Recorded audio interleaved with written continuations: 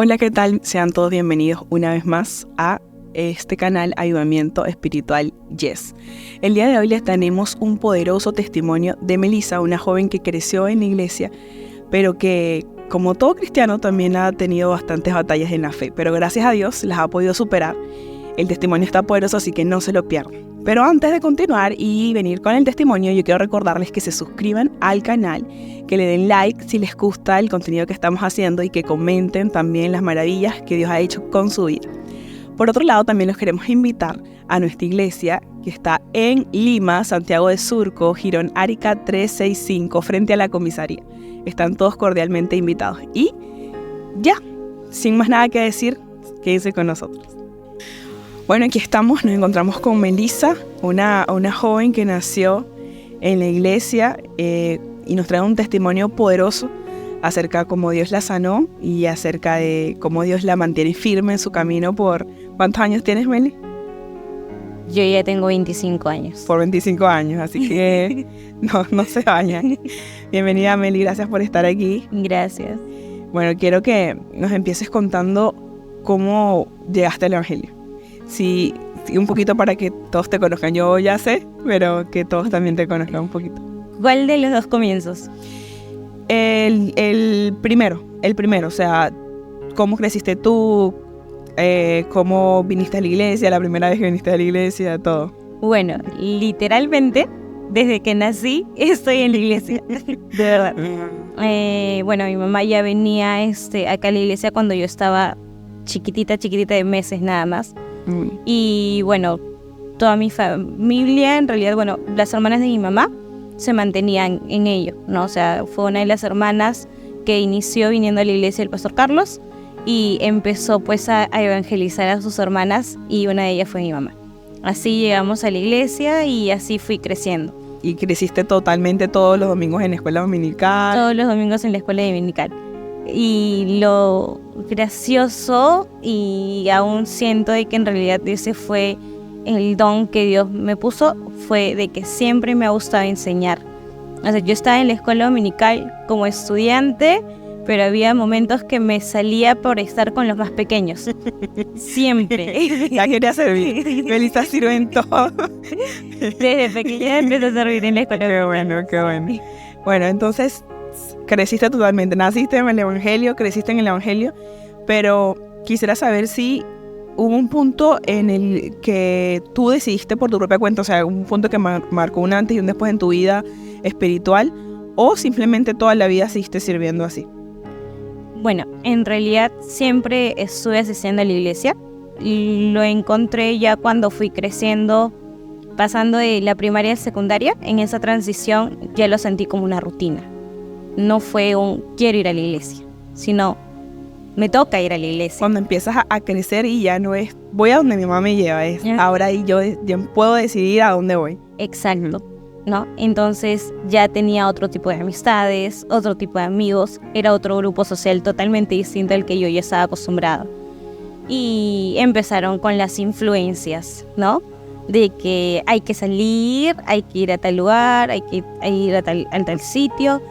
Y era justo en horarios de la iglesia. Entonces eran momentos en que yo decía, no quiero estar con mis amigos porque ya le agarraba la rutina y era como que no, qué aburrido ir a la iglesia. Siempre lo mismo, las mismas personas. ¿No? ya los conozco a todos. Y era pues fue el momento en que yo estuve así, o sea, venía, no venía. O sea, no era algo como que, ya no era algo como que, wow, voy a ir a la iglesia. Pero a raíz del 2012... en realidad fue como que fue el año que marcó mi decisión de decir yo sí quiero ir a la iglesia. No, como te había comentado, yo a los 8 años fui diagnosticada de epilepsia. Y pese a eso, yo seguía viniendo a la iglesia, pero mi vida no era normal. O sea, siempre estaba el fantasma del temor a mi costado. No puedo hacer esto, no puedo hacer el otro, no puedo salir con mis amigos, no puedo tener pijamadas, no puedo hacer ejercicio, ¿no? O sea, no podía hacer... Estabas limitada en muchas áreas. Estaba limitada en muchas áreas y siempre pues con ayuda médica con ayuda de pastillas, ¿no? O sea, yo tomaba pastillas mañana y noche. Por un momento... Fijo todo. Sí. Desde los 8 años. Desde los 8 años. Y esas pastillas te adormecían, porque esas pastillas hacen que tu cerebro se mantenga relajado, se mantenga en calma, y normalmente era introducirte al sueño, ¿no? Y eran pastillas fuertes, o sea, era una niña de 8 años que tomaba pastillas de 500 miligramos en ese entonces. Wow. Entonces era... Me imagino que tu mamá no tuvo problemas con la hiperactividad. No. Al contrario, era una niña muy tranquila. Estaba muy, muy tranquila, pero lo que pasaba con esa enfermedad era de que en realidad te adormecía tanto que el rendimiento escolar no era el mismo. O sea, claro. En primaria yo era una estudiante y terminé primaria siendo otra estudiante. No era la misma, o sea, era limitada a estar a no estar tan estresada. Claro, además de que el mismo temor que te producía saber, vino cuando te dijeron todo aquello que sobrepienses, que te genere estrés, que no sé qué, puede desencadenar una convulsión. Entonces me imagino que tu mecanismo de defensa fue, hay que evitar convulsionar, hay que evitar que pase esto. Entonces evitabas toda situación que te pudiera generar eso. Así es, o sea, evitaba, y ese era el temor, incluso la vergüenza, ¿no? Porque yo me acuerdo que en ese entonces había otra compañera que tenía otro tipo de convulsiones y que los compañeros de su salón, porque no estaba en mi salón, se burlaban de ella. Entonces mis compañeros no sabían qué tenía. Simplemente era, Melissa está en su modo raro, ¿no? Porque yo podía llegar a tener convulsiones no visibles, que era pues cuando entraba al salón de clases, yo era consciente de que entraba al salón de clases y de pronto estar sentada mirando a la nada y me pasaban la voz, me decía Melissa esto, Melissa el otro, y era un robot que se movía nada más, ¿no? O sea, si quería ir al baño, yo ya sabía dónde ir al baño, pero, o sea... Y por dentro estabas convulsionando. Y por dentro estaba convulsionando, mi mente estaba convulsionando. Wow. Claro, quizás pasabas como tímida, como introvertida, y resulta que estabas pasando todo esto dentro de ti. Y tú no te acordabas nada luego. Y no me acordaba nada, o sea, ni siquiera, incluso... pasó un episodio de que tuvimos una visita. Recién habían inaugurado una biblioteca acá en Surco. Entonces nos llevaron a la biblioteca. Yo me acuerdo haber llegado a la biblioteca, pero después no me acuerdo qué pasó y llegué a mi casa. Wow. O sea, pasaban esas cosas que tú decías. Pasaban cosas que yo decía, ¿en qué momento pasó? ¿Cómo llegué aquí? ¿Cómo estuve aquí? Pero pese a que yo seguía... ¿Con qué frecuencia te daban esas convulsiones? Bueno, esas convulsiones me daban 2 veces al año. Pero podrían ser visibles o no visibles. O sea, podría estar convulsionando físicamente o simplemente mi cerebro podía estar convulsionando y mi cuerpo estar estático. O sea, no necesariamente se movía, no. Entonces, por vergüenza, en realidad tampoco nunca se lo dije a mis compañeros. Siempre fue algo que me lo guardé con mi mamá y con una tía que siempre nos acompañaba a los análisis, ¿no? O sea, era constantemente no ver a mis amigos porque tenía que faltar por un análisis, por algún examen, por alguna tomografía, ¿no? Porque había que estar pendiente cómo seguía tu cerebro, me imagino. Claro, al principio siempre fue querer diagnosticarlo, ¿no? Iba no solo a un hospital, sino iba a otro para saber qué era lo que tenía, qué era lo que provocaba que ella convulsione, porque, o sea, hasta mis 7 años yo era una niña totalmente normal, no tenía absolutamente nada, pero recién a partir de los 8 años fue que empiezo a tener estos episodios, ¿no?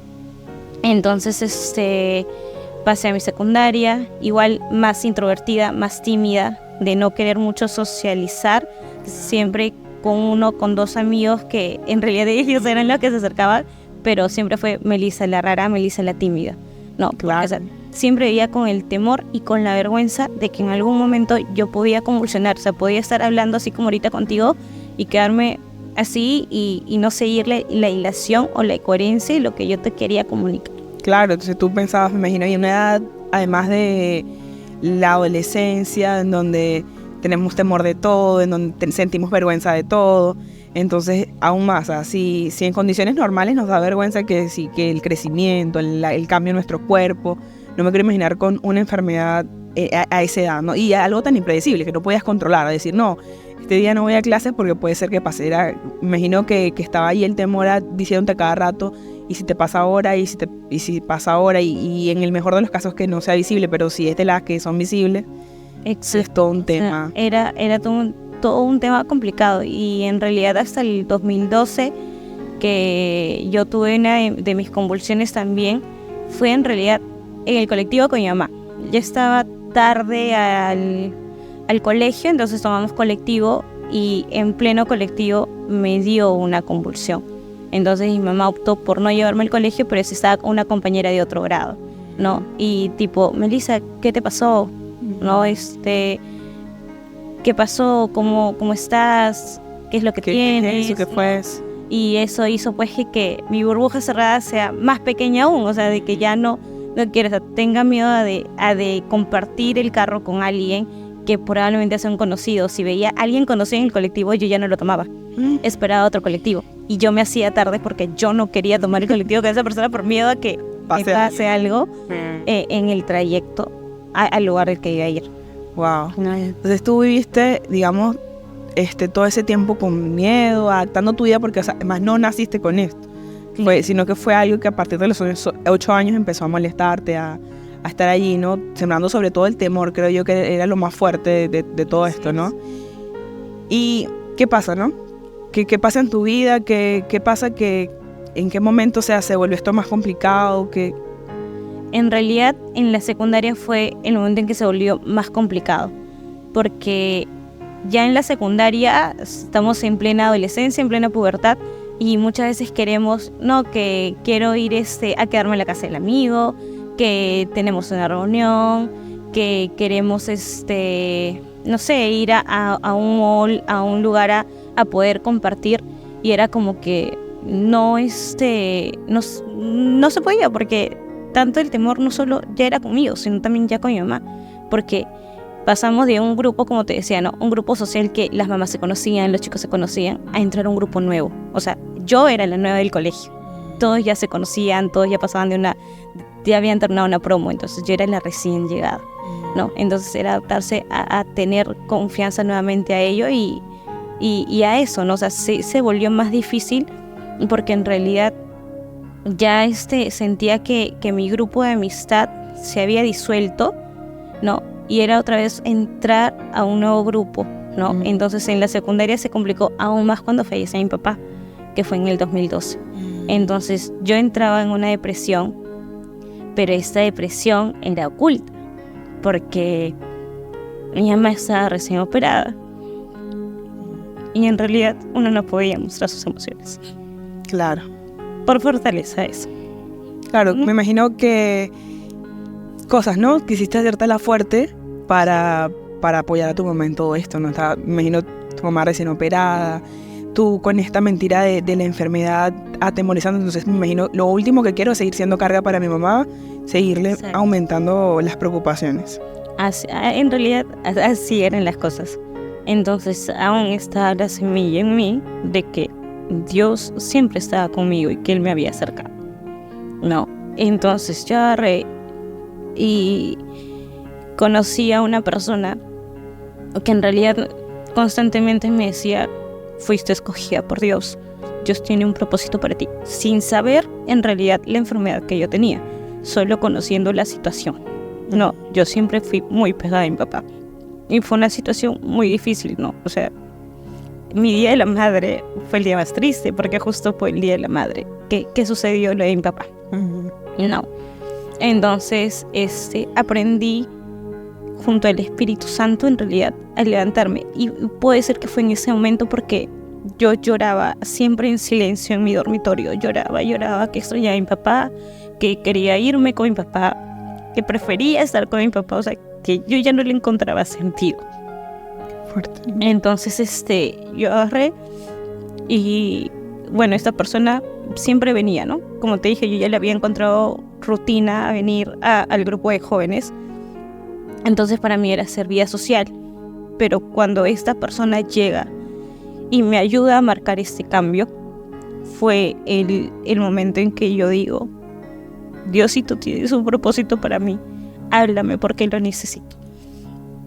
Y ahí yo sentí de que el Espíritu Santo me decía: levántate, esfuérzate, porque yo tengo grandes cosas para ti.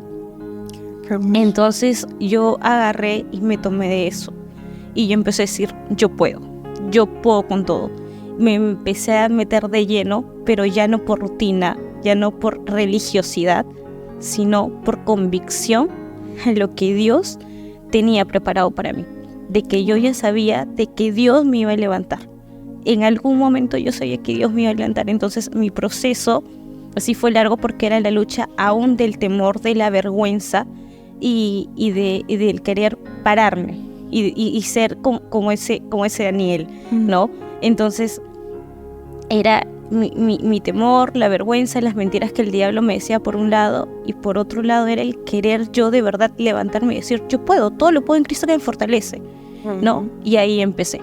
Poco a poco venía más a la iglesia, seguía sirviendo, estaba en la escuela dominical, siempre serví en la escuela dominical. Lo que más en realidad me ayudó bastante es que en realidad es cierto, o sea, el corazón de los niños es tan puro que ellos no pueden saber lo que tú estás pasando, pero el amor que ellos pueden transmitir es como si tú sintieras que el mismo Diosito te está abrazando y te está diciendo a través de ese niño, sigue adelante. O sea, yo estoy obrando en mí poco a poco. A raíz del servicio en la escuela dominical seguía sintiendo el amor de Dios. Dios te hablaba a través de ese servicio.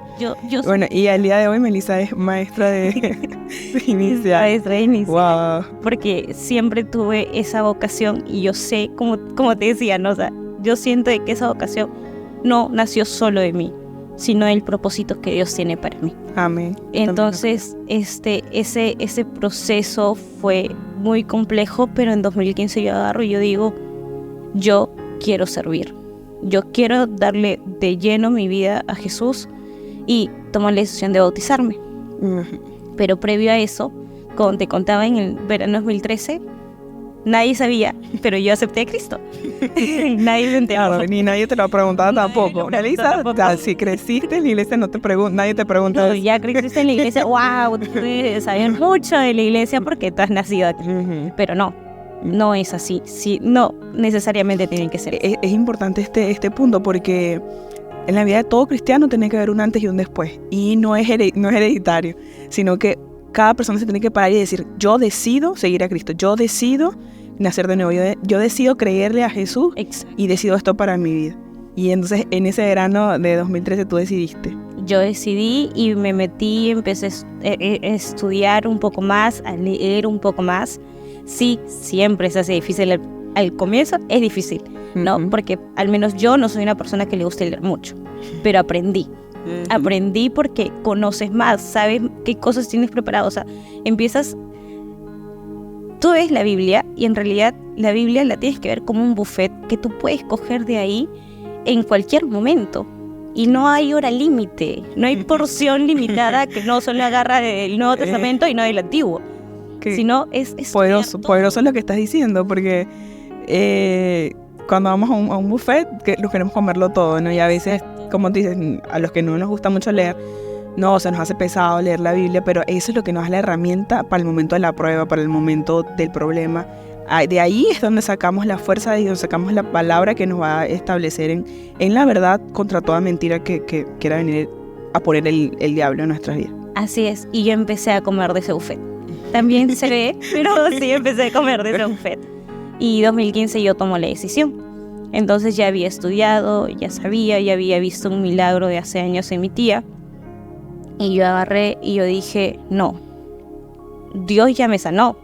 Y Isaías 53 dice que Él ya se llevó todas mis enfermedades hace más de 2000 años. ¿Cuál es el milagro de tu tía, disculpa? Bueno, a mi tía, Elda, ella tenía un problema en los pulmones, ¿no? Exactamente, no recuerdo, pero ella solo estaba viviendo con la cuarta parte del pulmón.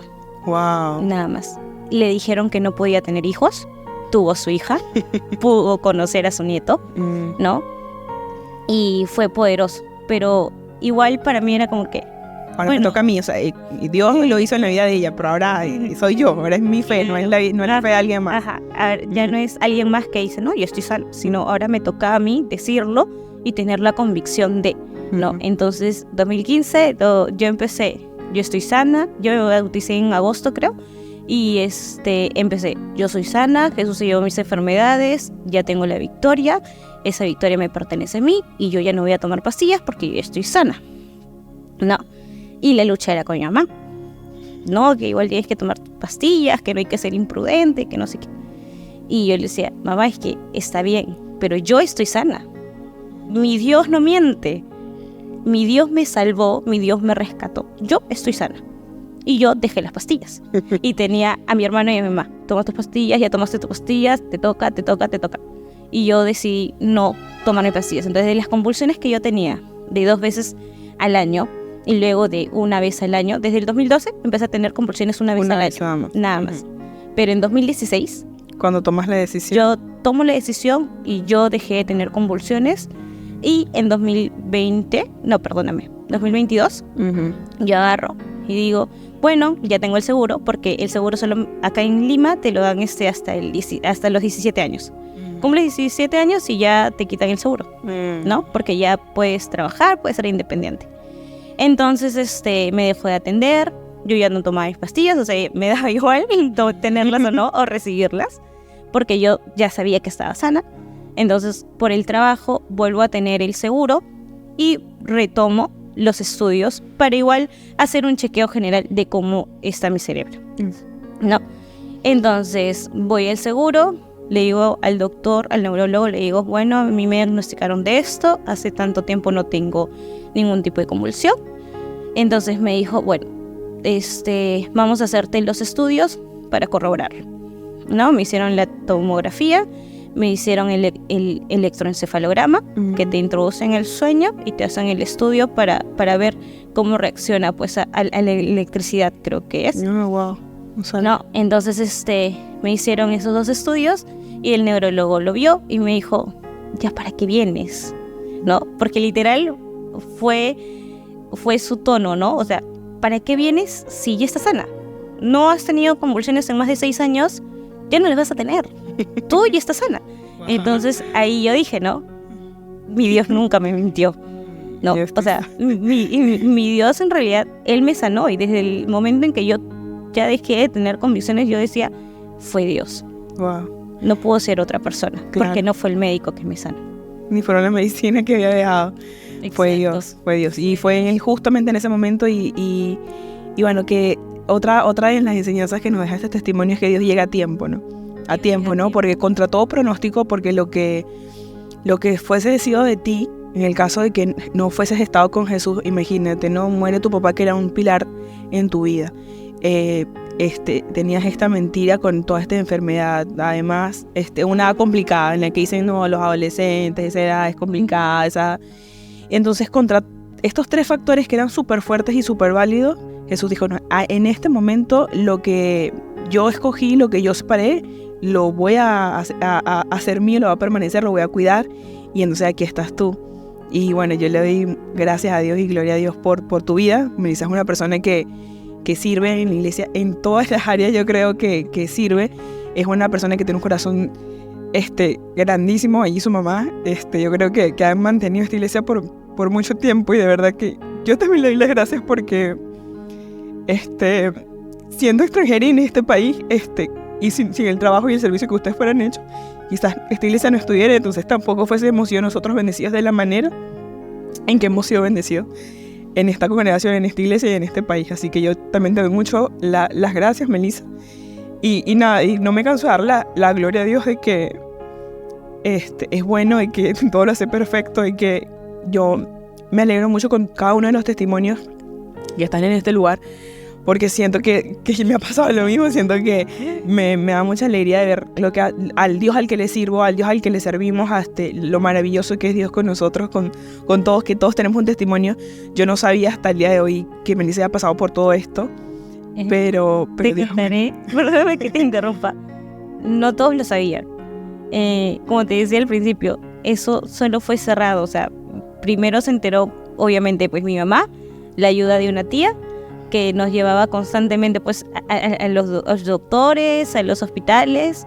Luego, por una de mis convulsiones se enteró mi hermano, por otras convulsiones se enteraron mis 2 primas, y en ese círculo de 6, 7 personas se mantuvo eso. La familia de mi papá no sabe, probablemente se estén enterando ahorita. Como yo. Como tú. Y como muchos hermanos. En realidad, la primera vez que yo di este testimonio, lo di justo cuando teníamos un retiro. Ya ustedes también habían llegado. Y fue uno de los primeros retiros en el que ustedes asistieron. Y había uno de los jóvenes que también sufría lo mismo. Y que la mamá tenía miedo de mandarla al retiro por miedo a alguna convulsión. Y yo le dije, hermana, confié. Si Dios lo hizo en mí, yo creo que lo va a hacer en este joven. Gloria a Dios. Y yo sigo confiando en que si ese joven se para como yo me pude parar en mi fe, ese joven también próximamente puede dar un buen testimonio. Amén. Entonces yo quiero que sea eso. yo también estoy convencida, y también estoy convencida de que todas las personas que están escuchando este testimonio pueden recibir el milagro que Melissa recibió en su vida. Y bueno, yo quiero que les hables un poquito a esas personas que quizás perdieron un ser querido, que están en una difícil o que están pasando por una enfermedad, y que les digas lo que tú pasaste y cómo tú lo sobrellevaste, y los invites a seguir tu camino, ¿no? Bueno, siempre la pérdida de un ser querido es doloroso. Siempre duele, siempre llevas el tiempo del llanto. Pero uno de los últimos mensajes con lo que me quedo es: muchas veces esperamos al último momento para pasar tiempo con esa persona que pueda estar hospitalizada, que pueda estar desahuciada, ¿no? Pero muchas veces cuando se va de viaje, ¿no? O nos dice, me voy a Arequipa, me voy a Huancayo, ya, nos vemos pronto, ¿no? Pero cuando escuchamos, se va al cielo, es como que, ouch, ¿no? O sea, siento que ya no la voy a ver jamás. Pero, como dice, ¿no? El morir es ganancia. Y en realidad ellos pues ya van a la presencia con un Dios que los espera, ¿no? Entonces, yo sobrellevé eso amarrándome de Dios. Y yo los invito a que en realidad se sujeten de Él, porque Él, a través del Espíritu Santo, quien es nuestro consolador, nos va a decir, tú puedes, sigue adelante, pronto se van a reencontrar. Porque eso es a lo que se apunta a la salvación. Amén. A reencontrarnos con aquellas personas que se nos adelantaron. Porque en realidad están en un viaje donde pronto, en algún momento, nosotros vamos a llegar. Simplemente confiamos en Dios y sujetémonos fuerte de su mano, ¿no?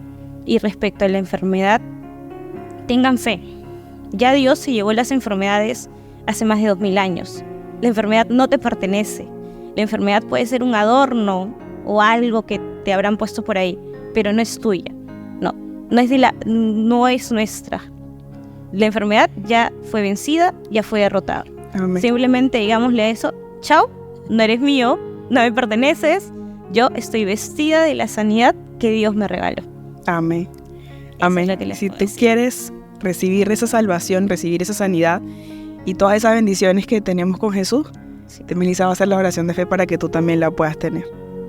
Así es. Entonces los invito ahí donde están, que cierren sus ojos y podamos decirle, Señor, perdóname si me he desconectado de tu presencia. Perdóname si no he confiado en lo que tú tienes preparado para mí.